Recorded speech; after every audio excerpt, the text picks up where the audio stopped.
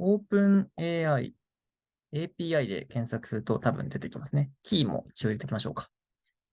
で、こちらですね。OpenAI API キーというのがあるので、こちらクリックしてください。そうしましたらですね、この Create New Secret Key というのがありますので、こちらクリックしていただけると、この API のキーがですね、発行されます。こちらコピーして、どこかメモ帳とか、セキュアな場所にですね、保存しておいてください。こちらをですね、新しく発行することもできます。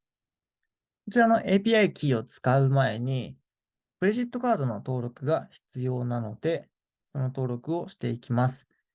ビルディングからセットアップペイドアカウントというのを選択してください。で、今回私は個人として使いたいので、こちら、I am an individual。個人ってことですね。で、こちらにですね、クレジットカードの情報を登録しておいてください。最後に、この API 発行した画面のビルディングオーバービューから、今、いくら使っているのかも見たいですよね。こちら、左側のビリングの2個上、ユーズエイジがあるので、こちらに今、ちょっと今使ってみたんですけど、0.00で、あと120ドル分ありますね。120ドル分は制限でして、ビルディングのですね、このユーゼージリミッツで今120ドルなので、ここですね、上げていただければ、もっと使える状態ですね。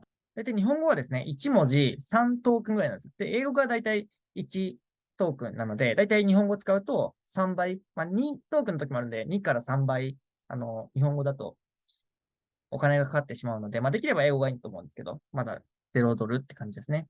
で、具体的な金額は、だいたい1000トークンあたり0.002ドルとのことなので、もうちょっと使うと多分0.01ドルになるかもしれないですね。1円。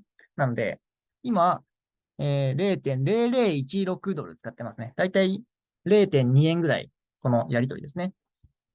だと、0.2円ぐらい使っていますが、そうですね。こういうのをめちゃくちゃいろんな人が大量に使ってしまうと、もっと金額がかかるという感じでございます。ぜひですね、ご自身で何かアプリを作ってみてはいかがでしょうか。